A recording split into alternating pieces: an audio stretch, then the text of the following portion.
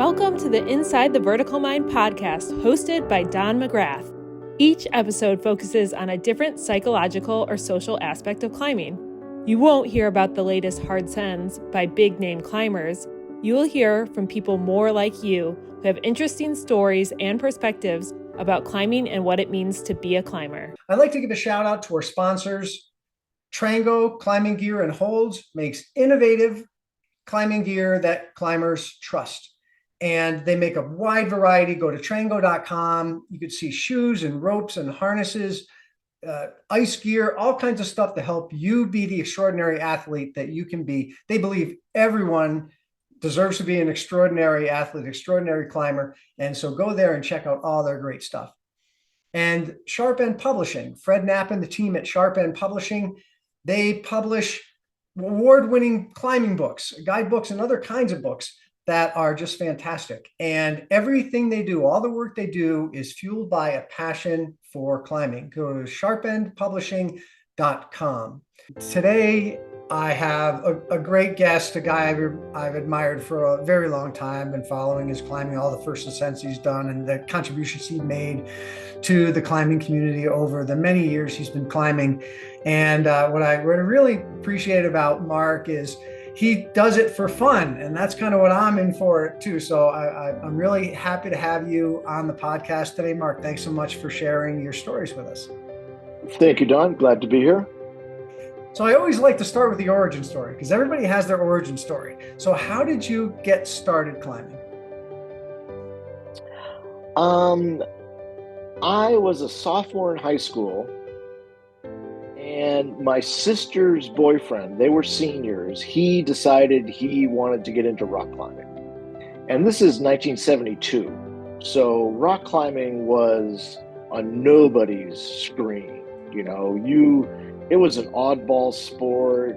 I mean, people had no idea what rock climbing was. And really, to tell you the truth, I had been a Boy Scout, and any Boy Scout who hikes up any mountain thinks that they're Edmund Hillary.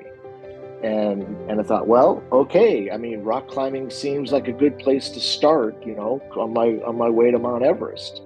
So we went up to the White Mountains of New Hampshire and took a few days worth of lessons, and I was good at it. I'm a little guy, so I'm not on the football team, I'm not on the basketball team, but rock climbing seemed to fit me. And I was just sort of good at it, and so it just grabbed me, and it's been a lifelong thing ever since. So you had some exposure in the White Mountains, but at some point you took the bull by the horns. Like, what actions did you take? I mean, what did you do to kind of move that to a different place? I was sort of, I had only been climbing a couple years, and this is don't forget, we're talking 1972. 5'9". If you could climb in the East, if you could climb 5'10", you were a god. There was one 5'11" in all of the East. It was like Doug's roof at the Gunks or something like that. 5'11" was just starting to be done. I remember the Bridwell's article in Mountain Magazine, maybe, where he broke down the 5'10" A, B, C, D. But he didn't even bother with the 5'11s because there were just so few of them back then. So I started to be a good climber, but not climbing 5'10". I mean, I was just starting to be a 5'9" climber. One of my older buddies asked me if I wanted to go to Yosemite the next year to go rock climbing. I walked into my senior year. First day of my senior year in high school, I walked into my student advisor's office and told him that I was taking 6 weeks off to go rock climbing in Yosemite. And I would do any makeup work any teacher wanted me to do. And he said, "No, I can't help you with that." And I went, "Okay." So I just changed advisors. And then I did all this makeup work, and like the principal called me into his office 2 weeks before I was supposed to go. And he said, "I don't know if I can let you go." And I went, "Well, whatever. I mean, I'm 18 You can't stop me. Like, shackle me? I said, I've done all this makeup work. If you don't let me go, that's just fine. I'll quit school and I'll make it up in summer school. And so 2 days before my trip, he called me and he said, "Okay, you can go." So I went, and I had never been west of Washington, D.C. I had never been in a plane before. I flew into Aspen to meet a friend from New Hampshire, Eric Sanford. Flew into Aspen, and by the way, the runway at the Aspen airport in 1974 was dirt. So, now there's several $1 million jets on that tarmac right now, but it was dirt back then. So we got into his van, we drove across Colorado, drove across Utah, Nevada, and I'm there, this New Hampshire kid going, oh my gosh. Drove into the valley. It was just about dusk. I could see the outline of El Cap, and I went, oh yeah, I am never going to climb that. And then we spent 6 weeks there, and Eric and I did the South Face of Washington column, the first 2-day route I ever did. And I had aid climbed a little. Back then, aid climbing was just something what you did, and certainly something of what you did if you were a Yosemite climber. So I had sort of prepared for that a little bit. And then Eric and I went up on their triple direct. And don't forget, this is way before topos, way before 3-bolt anchors, way before cams. Hexes were just starting to be used. The nose had gone clean, but it hadn't gone clean a lot. So, we're pounding pitons. We're pounding pitons for anchors, hauling 1-to-1. We got up to Gray Ledges and got snowed on. And we're sitting on this tiny little ledge, 2 feet by 5 feet. I've been back there since, which is just hilarious. With a portal edge and a stove and all that kind of stuff. And we're sitting back to back, and we're freezing, and we spent the whole night there. And the next day it was sort of clear, and we started getting our rack together to go, because we're mountaineers. I mean, we're going to climb the mountain. And I remember Eric was just about ready to start leading off, and the clouds poured over the top of El Cap, and it started raining, and we went, oh yeah, we're out of here. So we wrapped down. We didn't even know that there was a rappel route down the bottom of the Heart. That was very, of course, no fixed ropes, of course.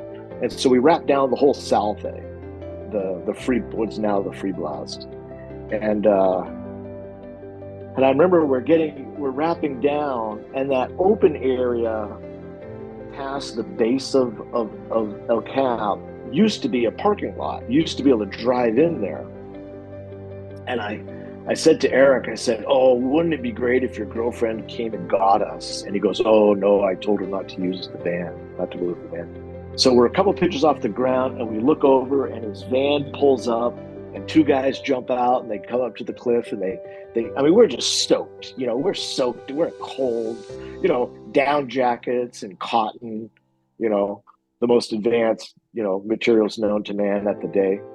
And we crowded into this van, and she had made this giant pot of stew. And so we crowded in this van and ate stew and smoked dope for the rest of the day. And then, and I was getting ready to leave. I only had like a week left of my trip. And I was wandering, a couple days later, I was wandering around the base. I don't know why I was there, but I ran into a guy that I knew from New Hampshire, but I had never climbed with, this guy named Peter Cole. And he had just come down. He had tried to solo the Dawn Wall, but he didn't have any more experience than I did. But he was an aid climber. And so we're sitting there and we're talking, and he says, oh, I'd really like to climb El Cap. And I said, oh, me too. And he goes, I don't want to do the NA. I don't want to do the nose. You're a free climber. Let's go do the Salve. And I went, oh yeah, let's go. And so the next day, we hiked loads and fixed pitches and took off. And I'm writing something about it right now about, I was 18 years old when I finished El Cap. I did not consider myself a competent 5'9" climber. But, I led the Hollow Flake. And back then, of course, the biggest the biggest piece of gear in existence was a 4-inch bong. And so, you know, you just simply had to do the hollow flake with no pro. That's just all there was to it. And I just went, okay, you know, and I pumped it out. Yeah, you know. Same thing with the ear. You know, I mean, I was the free climbing guy, so I got those pitches, and we did it. Top. This is what I want my life to be like. You know, like it really set the path for my life. It's when I mean, I've done the Southwick a couple times, I've done a free rider a couple times, and whenever I get to the top, I always sit there and I go, wow, here it is. Here's the place. This is where it happened. This is it. This is where my life changed. So this podcast is really focused on stories and the lessons we learn and the mental aspects of climbing. And I'd love to hear, what are some of the things that you've learned most about what's important from a mental aspect of taking on climbs and just being in the climbing community? I've never thought that I was the best climber around. I always thought that there were better climbers, but nobody seemed to be as dedicated. You know, I mean, I always say that you need 3 things to be a great climber. You need 3 things to be a good climber. You need strength, you need technique, and you need desire. And so you can get strength, you can get strong, you can learn technique, but if you don't have desire, I can't give you a book and have you learn about it. I can't tell you how to get desire. And I was just the guy who had more desire. I just wanted to do it. I mean, yes, I was a good climber, but Max and I used to laugh all the time that, like, we would go down to Yosemite and we would have a calendar of routes that we wanted to do. And it would be like, okay, we're going to do this route, then we're going to rest, then we're going to hike in, sleep at the base of this, then we're going to climb that, then we're going to rest. And, you know, it's like we had a calendar. And so we would get up in the morning at 8 o'clock, we're hiking out of the camp, we're going to go do something, you know, because we wanted to do routes. And so we'd come back and we'd see the other guys, they'd go, well, what did you do? And they'd go, oh, we went and drank coffee at the cafeteria till 11:30, and then we went bouldering. It's like, well, okay, I mean, if that's what you want to do, but I mean, we just climbed, you know, the Crucifix or Rostrum, or we're hiking into Watkins tomorrow, or, you know, so Max and I were on the same page. We both had that desire. We both wanted to climb routes. And it wasn't because we're trying to build up some level of fame or anything. We would just look at stuff and go, wow, wouldn't it be cool to go climb up on that, to go free climb up there? That would be neat. Let's go do that, you know? Or we would go, okay, to do that, we've got to do this, and then we have to do this, and then we have to do this, and then we have to do that. This is going to be cool. And so we would go over there and do these things, you know, just because we wanted to do it. We both had that desire.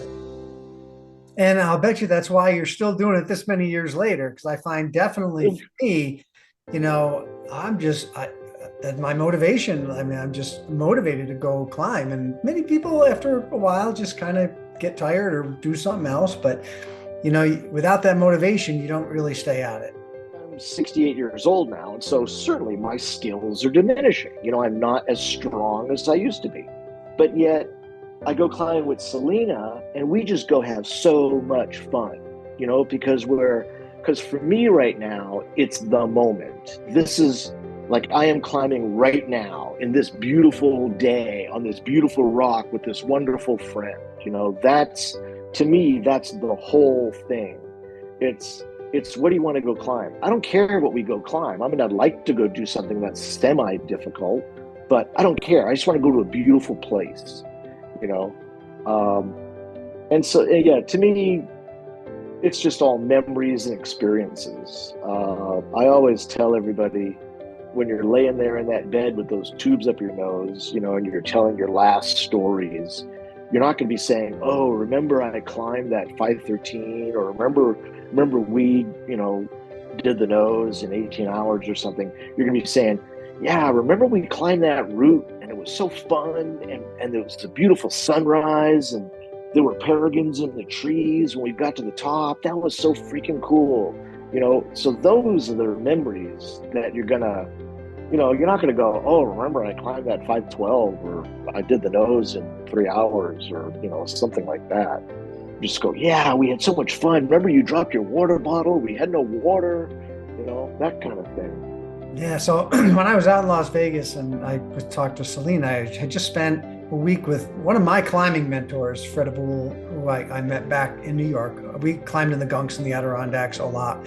It's where we met, and he was like one of my climbing mentors. And we took a trip last year out there and had a great time. We did levitation and other stuff.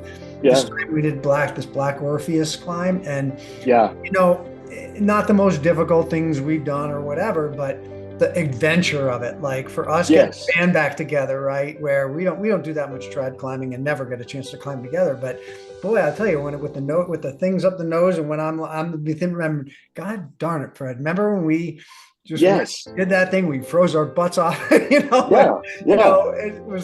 the thing. You're exactly right. Yeah. I mean, it's, challenging yourself with grades and all that. That's fine. I mean, I enjoy projecting a route, and I enjoy that.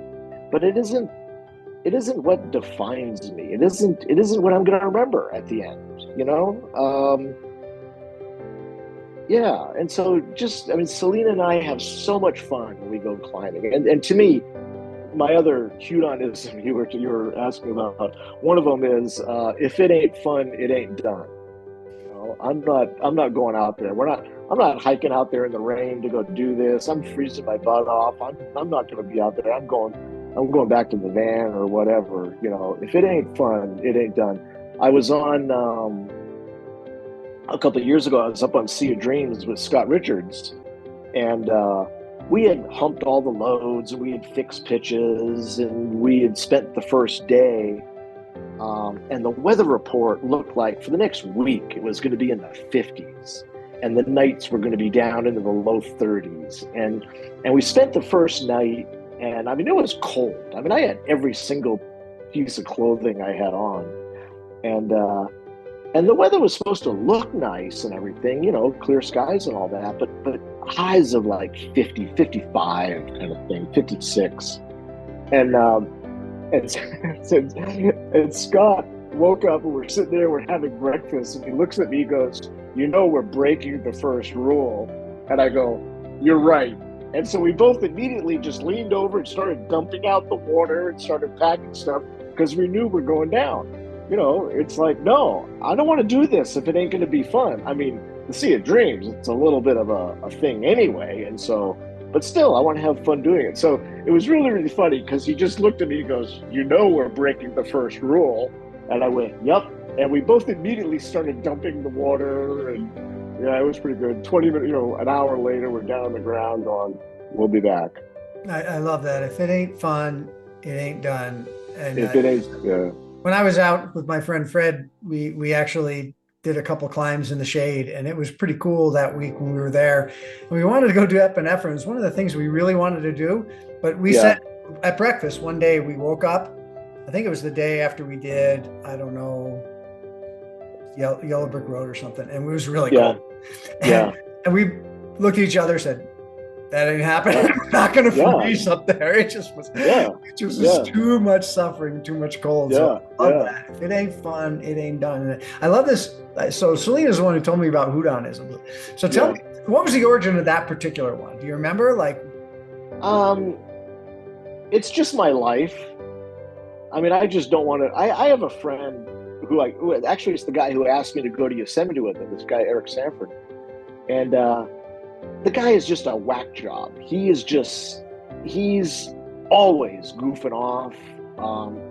And he's made millions in real estate, and so he can do whatever he wants. But his nickname was Dr. Fun, and he was always doing crazy stuff. He and I climbed the North America Wall in 1977, and we were always laughing and doing crazy, stupid stuff. But he's really been a big influence in my life. But it was always like, he didn't come up with, if it ain't fun, it ain't done. But it was always Dr. Fun. That's who he was, Dr. Fun. just doing some ridiculous stuff. We'd be up there laughing. He was always posing like, Gaston Rebafat, how he's just standing above and looking very classic. Eric was always trying to do that, the classic piton hammering photos. It's only you can make yourself happy. That's it. If you need to climb the nose because you're trying to impress people or make someone else happy, that's great. That's going to last only a little while. And that's very short. That's very short-lived. We actually talk quite a bit about that in our book, Vertical Mind. Yeah. Really, no one cares. And sometimes we forget when we start chasing objectives that the reason we do this, really at the heart of it, is it's fun. It's kind of a meaningless objective. It's kind of a meaningless pursuit if it weren't for the experience of the joy we get from it. You got to understand that climbing is totally meaningless. It really is. Yeah, nobody cares about rock climbing. When they unearth the Earth 10,000 years from now, they're not going to go. They're going to go, oh yeah, these guys climb rocks. That was fucking stupid, and they're going to go on to something else. But nobody's going to remember. We're not solving world peace. We're not making the poor rich. We're not feeding the poor. It's totally a waste of time. So if you're not having fun at it, you totally miss the ball game. You totally miss. You're not miss the ball game. You miss the season. Even, I wanted to be a good climber. I wanted to be someone that they went, oh, that guy's a good climber. I was a kid. I needed my ego to be built and all that. But even still, at that point, I wanted you to be a good climber too, because I wanted you to have fun. Max and I, we used to travel around and people go, oh, you guys are so good. You guys are so good. You guys are so good. And we'd go, we're only so good because we climb a lot. You guys could be good too if you just climbed a lot, if you trained a lot. So Max and I were always very much a high tide raises all boats. We wanted everyone to be good so that they could just have fun also. And there's a difference there, right? Doing it because you think someone's going to care versus doing it because humans were wired to get fulfillment out of mastering something. Sure. We are hardwired to get some amount of pleasure, some amount of joy from mastering things. And so I call that mastering motivation, and nothing better than it, right? To be intrinsically motivated by that. And I think if you're doing it for somebody else, you miss the ball game. But when you're doing it for yourself, other people can notice and say, wow, you're a good climber. Yeah, great. That's what I'm doing. Well, and Max and I used to sit around and go, this is so cool that we can do this. This is so fucking neat, because all we wanted to do, Max will say the same thing. It's like we wanted to drive somewhere and go, oh, wow, look at that. Let's go climb that. What's that? Oh, it's 5'7". Yeah, cool. Let's go climb that. That looks great. Or, oh yeah, it's 5'11 plus. Wow, that looks great. Let's go climb that. Because it's gonna be fun. And that mastery thing, it's just what people, they looked at Max and I and went, oh, you guys are so good. They envied our mastery, but we were always saying it's only because we climb a lot that we're good. We're not these freaking superhumans or anything. You guys, if you guys climbed as much as we did, you'd be as good as us. You could go do these routes too. We absolutely did not believe that we were the end all and be all of climbers. Right. There's the ounce of talent and pounds of hard work and experience, right? Kind of make for the joy. Yeah. So Hudonisms, give me another one. Well, Selena likes the one.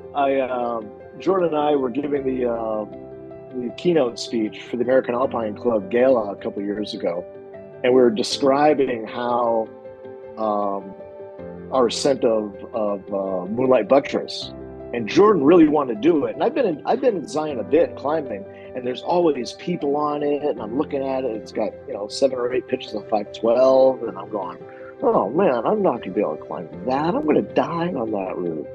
And Jordan's going, no, let's go. I'm going, all right. I thought for sure it was gonna be a debacle. And I even took slings so I could prusik the rope when I fell. And so it's one of the better lines that I came up with. And so I'm describing climbing, moonlight, and I say, amazingly, I climbed the crux first try, which, as an asterisk, Jordan had led up the crux and then had lowered off before that one aid anchor, because I wanted to get a little bit of mileage on that pitch so I could probably do it. Well, I tied into the rope and I top roped to where he had the gear, but amazingly, I did it first try. And so I said, I don't want to go back down because I might not be able to do it. And so I hauled up the rack and I finished the pitch. And so, so I came up with the line, amazingly, I kept not falling. And so I had to bear down that I could climb the whole route without falling. The last 5-10 pitch, I was just wigged. I go, okay, don't fall. I mean, I was climbing terribly, but I didn't fall. But so that's where I've been on lines. Amazingly, I kept not falling. Turn around the other way, a little mental chatter would be, just keep not falling. Just keep not falling. Yeah. Just, okay, that move went great. Just keep not falling. Yeah. Yeah. What's one of the other ones that I do? Oh yeah, well, fun is job one. That's always one that Selena and I come up with. One of the ones, like, I tell people when they're like, I'm in El Cap Meadow or something, and somebody's gonna, I'm giving them advice on some El Cap route, and I always tell them, don't climb the last pitch before you climb the first pitch. You're gonna get to the last pitch, but don't worry about the last pitch. Climb the first pitch. In fact, climb the next 3 feet as best you can, and then climb the next 3 feet as best you can, and just keep repeating that. Don't worry about the end of the pitch. Just just climb that next 3 feet as best you can.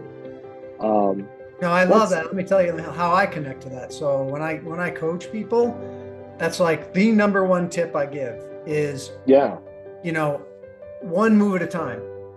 Yeah. All you can do, right? It's all you can climb. What's behind you doesn't matter. What's in front of you doesn't matter. Like, this is the only thing that matters. And when people can master that mindset and clear all the junk about what's behind and what's ahead, and you really simplify the problem. Yeah. One of the things that I've really been getting into, and it's a little bit of a Markism, is perfect moves. And so these days, when I'm doing routes with Selena, I'm doing routes that are a little bit more moderate. Like, I could climb harder things, but I'm just out there just having fun. And the way that I make it a challenge for myself is I go, okay, I'm going to climb perfect moves. And I invented this when, probably in 2016, when I was first trying to do freerider for the first time. I thought, okay, here's 3,500 feet of climbing with the hardest bit of climbing near the top. So I have to be climbing really, really well so that I can save my strength. I thought I have to climb perfect moves. So I used to sit there, and I've done free blast a number of times, and I don't remember specific moves, but I remember the feeling of it. And I would just sit there and go, okay, I'm using my feet. I'm pushing myself up with my feet. I'm using my hands only for balance. I'm not thrutching from one side or other. I'm standing on the outside of my foot if I have to move left or if I have to move right.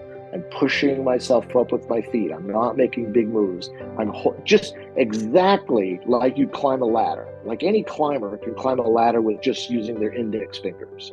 Pushing, balance with their hands, pushing themselves up with their feet. And I thought, I'm going to climb every single thing possible that I can do. I'm going to do perfect moves.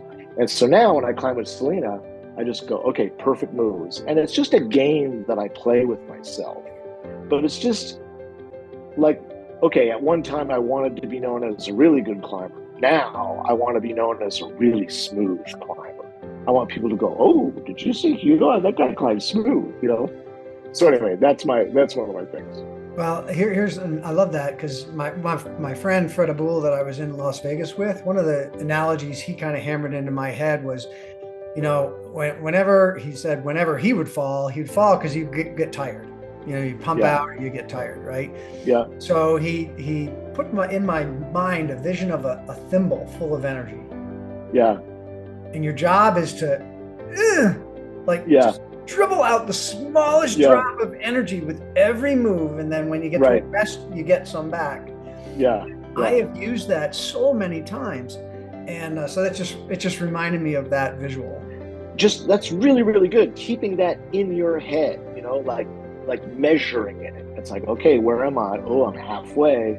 Better be careful. Better climb. Better moves, more perfect moves. Stand on my toes. Stand nicely in balance. And it's rather than just ramble up this thing and you're not even remember. Well, also another thing that it does is it forces you to be really present. Yes. And so, that ends up being, like one of the stories that I tell these days is, you're driving down the road and there's a beautiful sunset or a beautiful rainbow off to the side, and you're driving and you're going, oh, nice rainbow. Oh, look at that. Oh yeah, nice rainbow. Oh yeah, nice rainbow. And then you drive and you get to wherever you go and you go, oh, I saw a nice rainbow. But that is like scenery. You're going to forget that rainbow. So what you should do is you're driving down the road and you see that rainbow and you go, oh, baby. You pull over, you get out of the car, you feel the wind on your body, you feel some of the moisture of maybe the rain, and you're thinking, oh, I'm standing right here and the rainbow is right there. We're both right here. We're in the same thing, And so that makes it an experience. That makes it a marker in your life. So back when you're in that bed with those tubes, you're going, oh yeah, I got out of the car and it was like I was there with the rainbow. I could feel it, I mean, just being that present. We can have many, many moments in our lives. The moments are what sustain us, really, like I've done. Not really the nose. Well, okay, so the nose. That's probably it might be a good example. I've speed climbed it. I climbed the nose in a day twice. One time I led the whole route. Another time I was with Jordan, and I remember doing the nose in a day, but I don't remember. I remember having done the nose in a day, but I don't particularly remember doing the nose in a day. I don't remember jamming up the boot flake because I was just trying to go like a bat out of hell. There is some psychology involved in it. So when it comes to a memory or an emotion, the more senses you involve, the more it's going to be able to be a memory that you can recall. Like if you tell a story, I've done a lot of speaking, and when you tell a story, the more senses you can get people to bring into that. Like I was there and I smelled this smell. It was the scent of fresh pine tree because it had just rained, and it was around 70 degrees and it was humid. Sweat was pouring out my back. But the more senses you can evoke, the more people are going to remember those stories. So there's a lot to that. And so when you are sitting in that bed with the hoses, those memories are going to be there. I really love that. So another thing about a little psychology about perfection. So when you practice something sloppily, you learn how to do it. How? Sloppily, sure. Sloppily. And if you are taking a musical instrument, it's about slow and perfect, right? And then eventually you can go faster and faster. And so, whenever I hear practice makes perfect, I say, no, perfect practice makes perfect. Yes. And in fact, one of my isms is, warm-ups are one of the most wasted training times that we have. Whereas if we all treated our warm-ups with perfect practice makes perfect, like every hold perfectly, every back step perfectly, every move efficiently, we can actually train ourselves. So that's one of my soapboxes. Another Markism pertains really to aid climbing. And Max and I invented this when we climbed Redison. I think that's 10 years ago now. Holy moly! But and it was a big route for us. I mean, again, we think we know how to climb, but we don't think that we're the greatest thing since we're bred. So we went up there and we really, okay, this is going to be hard. This is going to push us. So we said, okay, make your best placement, bounce the hell out of it, get on it, and forget it, and repeat. So aid climbing, make your best placement, bounce the hell out of it, test it, get on it, and then just forget it. Don't continue worrying about it. Just continue on and get it done. And we did the route, and we weren't trying to be. We were talking to someone, and we were just so ready for it to be desperate that it just wasn't desperate, just because our mental level was set so high. And we told someone that, no, we really didn't think it was too bad. And this guy goes, no, don't say that. Don't say that. That's a hard route. And we're like, all right, okay, whatever, which it sort of felt like the Sea of Dreams, like was that just recently. Scott and I were really, really psyched up for it. And although we were hammered at the base, that thing is hard. I would say it's not desperate, but it's hard. It's consistently hard. How about for someone who's kind of in their early days of climbing, really jazzed about it, feel they can't imagine a life without it? What would, you being that person 40 years later, look back, and what advice would you give them, or what insights could you give them? I would say just appreciate the whole thing. Appreciate where you are right now. Don't be not remembering the 5.8 routes that you're doing because you so much want to climb 5.9 that you think 5.8 is significant. Just remember just that joy of learning. Just that kind of thing, I don't know, because that's the whole thing. That's the whole story. If all you are at the end is, I only climbed these routes there, the hard routes, climbed El Cap in, a few hours, and I nailed A5 and whatever, all that kind of stuff.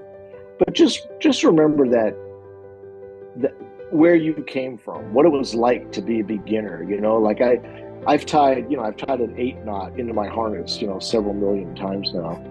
And it, but I remember looking at it and going, whoa, holy moly, cool, wow, this is neat, beaners. I remember my first beaners thinking, wow, look at that, these things are strong, holy moly, this is how you do it, pounding in a piton back then,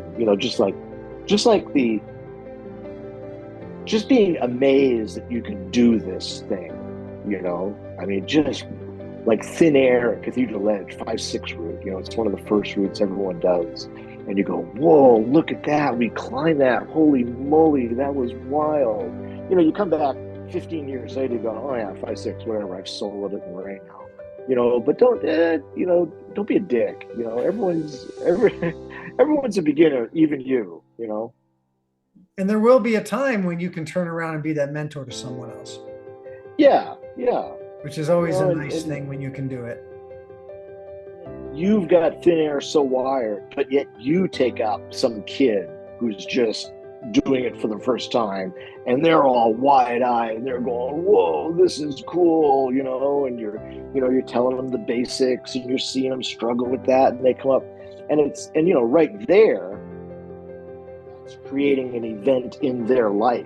And so how lucky are you that you got to go help create an event in someone else's life?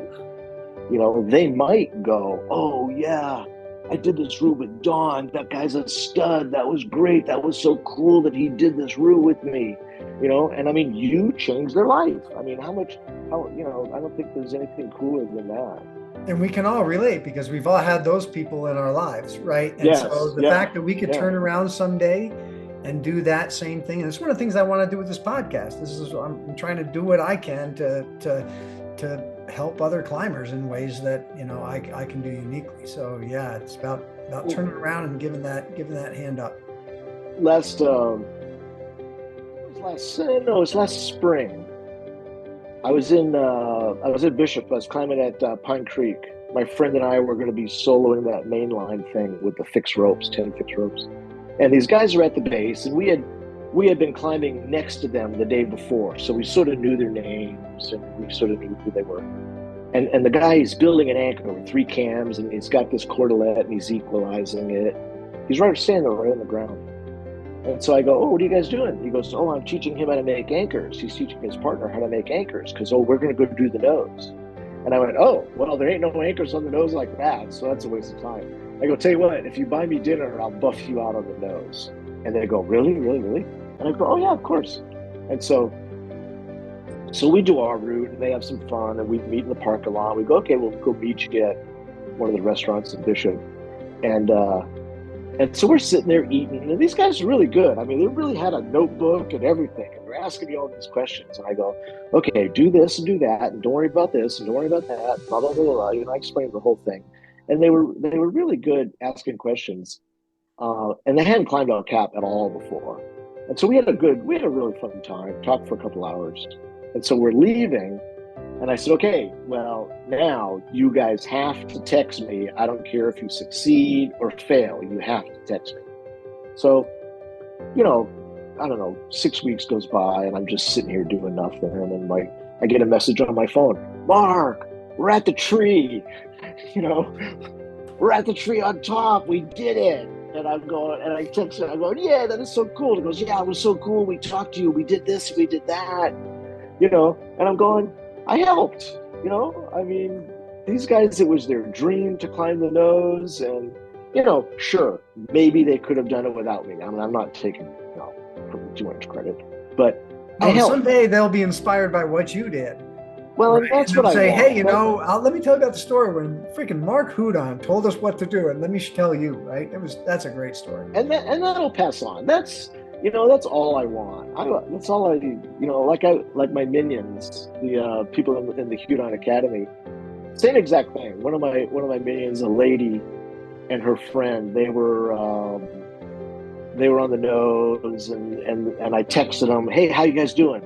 They said, oh, we're sort of bummed out. We didn't make it to El Cap Tower. We're here on Dolt. You know, we're thinking we might bail. And I go, no, call me.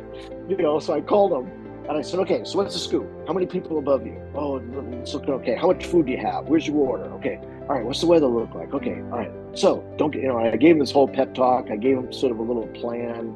So just be happy with what you've done. You've done the hardest part. Climb up to El Cap Tower, have a great day, have a nice relaxed day, or, you know, whatever. I lined them out with a little plan. And so the next night they go, okay, Mark, we're on the Gray Ledges and things are looking great. We're really psyched. And so 2 days later, they finished the route, you know, which was just, again, it's like, okay, I helped, you know, which is all I care. That's awesome. Yeah, I saw that on your website. How do people find out about that? If they want to get some of your unbelievable skill in helping them, how do they find out about that? It's just markhudonclimbing.com, and it's a paid mentorship, but I think it's a pretty good deal. It's $350 for the rest of my life. So wait a minute. Yeah. Say that again. You pay me $350 and you get access to me free for the rest of my life. That's crazy, Mark. Yeah, I love it. And it's like in a couple of weeks, we're having a Zoom call. You know, I've got about 25. I call them my minions, and it's really cool for me because they are coalescing as a group now. So they talk amongst themselves and get going climbing, and you know, so they're coalescing as a group, which I really enjoy.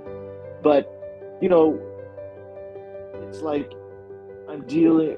They'll call me. It's like, okay, this guy wants to buy a haul bag. Should I do this haul bag or that haul bag? And so I'll just, you know, buff them out with some email or something.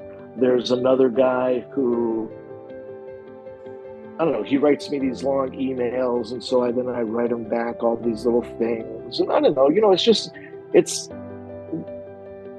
and you know, and even the perfect, like there was one lady. She had been dropped by her boyfriend, and she had slammed into the wall and sort of didn't really break her ankle, but really, really hurt her ankle. And so she wanted to find a way to sort of work back up to where she was. So we both sat there and we both talked about it, and I sort of lined out this program of, okay, let's go do this, let's think about that, and on and on and on. So I created this little program that she could get back to where she was. And nice enough, she did, you know. So it's just sort of that kind of thing. I've been climbing for so long that I've pretty much done it all. I've been there, you know. I've been injured, I've had goals, I've been burned by partners, I've had to wrap off El Cap. I've sort of done it. I can sort of, there isn't really too much you could tell me about rock climbing that I sort of couldn't figure out a solution for. I mean, not to be egotistical or something, but I've been climbing for 52 years. It's freaking crazy. You know, like I laugh. I climb with Selena and I go, yeah, I climbed El Cap, you were 3 years old. You know, like I climbed with Jordan on Freerider, and I go, yeah, I free climbed this pitch, you were 15 years before you were born. You know, so it's sort of ridiculous being me, actually. I just love the fact how you're giving back. It's unbelievably generous. Oh, thank you. Just my hat, even though I don't have a hat, my hat goes off to you. Sure. I just love Thank what you're you. doing. And I'll be spreading the word. I hope you don't mind. Oh, no, thank you. That's absolutely fantastic to have that level of experience, to just bounce some ideas. Sometimes it's just like, hey, I'm doing this for the first time. What should I worry about? Well, and that's exactly it. And, you know, not to blow my own horn, but I mean, you might read John Long's Anchor book and you go, well, I think he's saying this. I think he's saying that. I'm just going to call Mark. Hey, Mark, I'm looking at this. Is this right? And I go, yeah, you're totally right. And you go, oh, okay, thanks. You know, you're talking to somebody who knows how it works. And it just might be like, hey, Mark, I'm thinking of this idea. Is this a bone brain idea or is this a good idea? Oh, no, that sounds great. You're really doing a good job figuring it out. Okay, thanks a lot. See you later. You know, I don't know. I think that's worth something. Mark Hudon climbing.com. Did I get that right? Yeah. Mark Yes, Hudon climbing.com. If people are listening to this and they're serious about climbing and they don't quite have the level of mentorship and you're struggling to find some mentorship, if you don't do this, you are insane, actually. Yeah. You know, because there's coaches out there that's like 1 hour. So to have someone like Mark, who's extremely generous and by the way, a really funny guy and fun. Oh, thank you. This time, I really enjoyed our time together, Mark, and I hope we get the chance to. I hope our crowd paths cross. You know, maybe. Yeah. I'm gonna make this Vegas thing a yearly thing with my friend Fred. So. Okay. Well, I'm here. I'm here in Vegas in the spring also. Yeah. Yeah, if you come to the Springs, let me know. We got Shelf Road here. We got Turkey Rock, the South Platte. We'll go do some Eldo. I love climbing in Eldo. Oh, I'm going to be in Colorado for 2 months this summer. When? June and July, I think. All right, I'll be around. Let's definitely get together. We should definitely get together and do some stuff. We'll have some fun. Yeah, let's go have fun. Fun is job one. Fun is job one. And on that, I'm going to end it because that is the perfect Hudonism. Fun is job one. Thank you so much, Mark, for being here today. And I've really, really enjoyed our conversation. My pleasure, Don. You've been listening to the Inside the Vertical Mind podcast, hosted by Don McGrath. We leave with a quote from Alex Lowe: "The best climber at the crag is the one having the most fun." Until next time, climb on.